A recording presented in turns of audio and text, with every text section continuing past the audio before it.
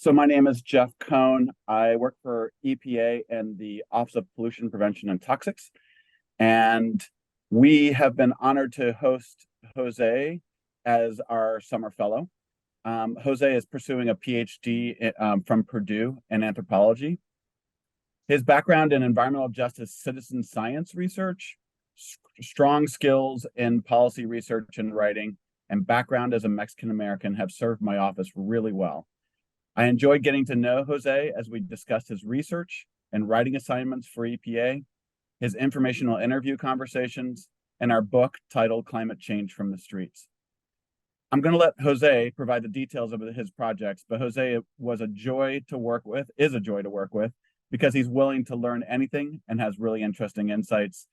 Our summer has been too brief, but we've greatly benefited from Jose's presence in our work. Jose, take it away. Thank you so much, Jeff. Can I get the second slide, please? So, despite efforts to reduce lead exposure, lead contamination remains a critical danger for human health. In fact, it is estimated that 1 million people die from lead poisoning each year, and countless, especially children, are exposed to low levels of lead, which can cause lifelong health problems and hurt their neurological development. Like many other environmental risks in the US, lead poisoning disproportionately harms marginalized groups. So my work with the US Environmental Protection Agency's Office of Pollution Prevention and Toxics this summer focused on 2 projects to address these issues.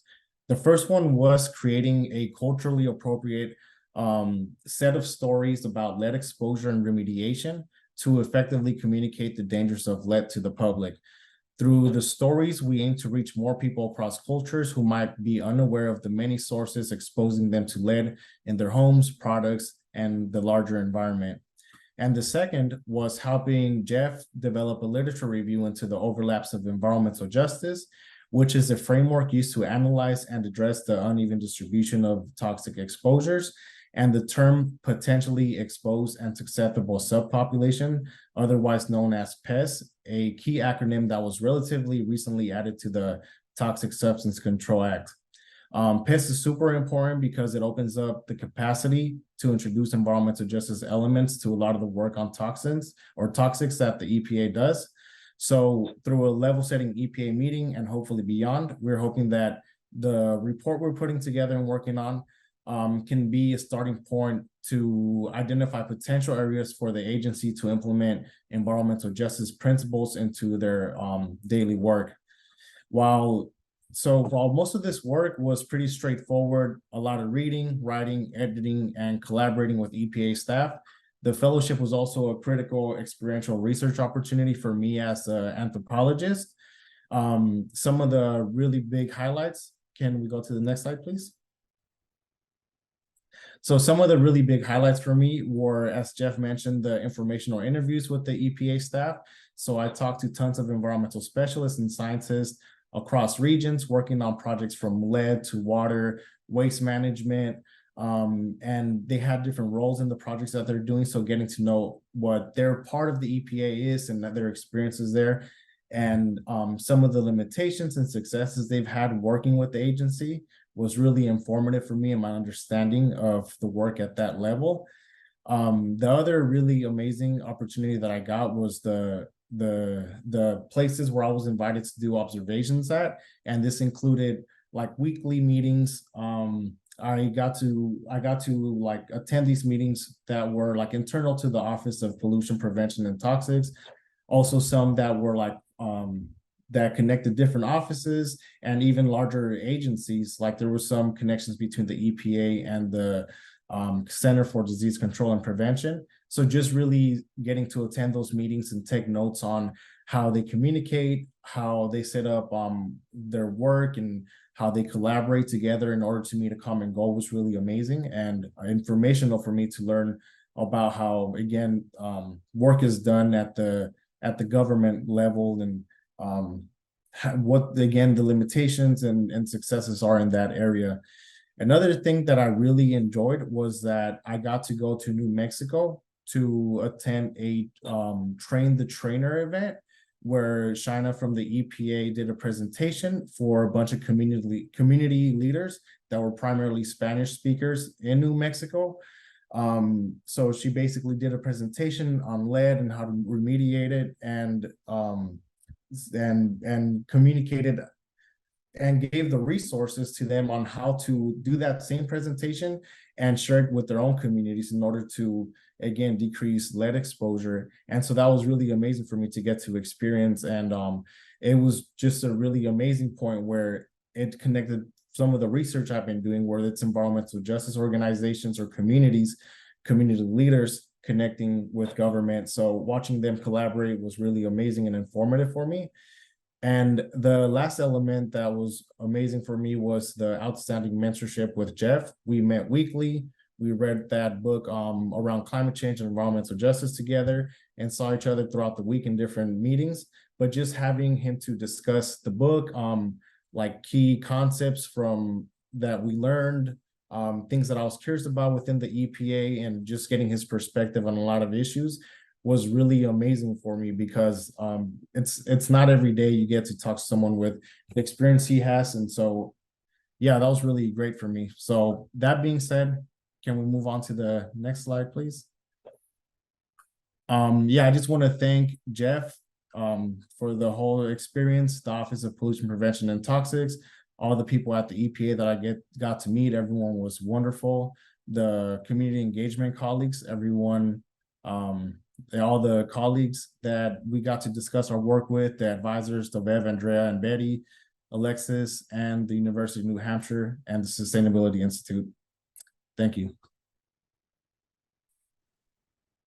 All right, thanks, Jose. Sounds like you had a very fruitful summer, and we appreciate you sharing your accomplishments with us, and what you enjoyed, and what you gained from the position.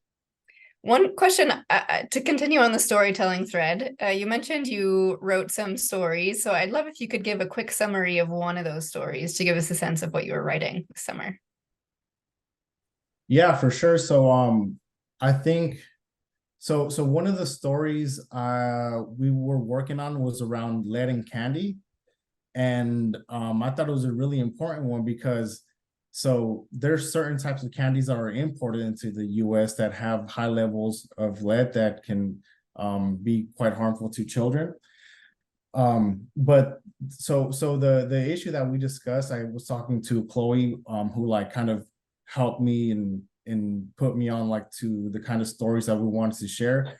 We had discussions about like what was culturally appropriate. So we try to frame the stories to say to kind of show that, hey, these kinds of candies from countries like Mexico or China and other Asian countries can potentially have lead in it, but we never wanted to frame it as to say like, hey, look, there's evil coming from like evil candy coming from this region. Because I think oftentimes when we read something like that online, where it's just like Mexican candy is bad, it just turns you off to like listening, because you're already being blamed. As, like for me, someone who's Mexican American, it's like they're blaming my culture for attacking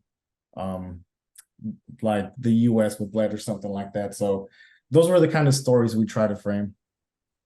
I love that. Yeah, thanks for sharing. Dovev? Jose, such a great project, and so glad that we were able to work with you and with Jeff and the EPA. It was wonderful. This is going to be way more than a minute to get a full rendering, but just maybe quickly, like a quick overview of just what were the main challenges that you observed in accessing these communities that are particularly impacted by lead, and getting the ability to help them. I think I learned more from my discussions when I went to do the observation. I met I met Mike from, I think, Region 6, and he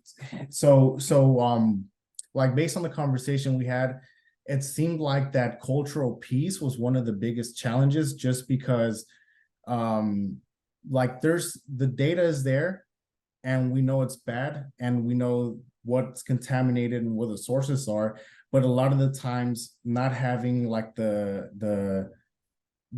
ability, like the people or the ability to reach out to a community and connect to them without like attacking them or anything like that is not there. Or it could be like a language barrier and things like that. I think that was one of those big challenges there, that all the information is there. It's just the barrier is culture and language pretty often, where it's sometimes it can be easy to be insensitive to the culture or just not have the resources to send someone over that speaks Spanish or whatnot. And so, yeah, I think that's one of the biggest challenges. Thank you.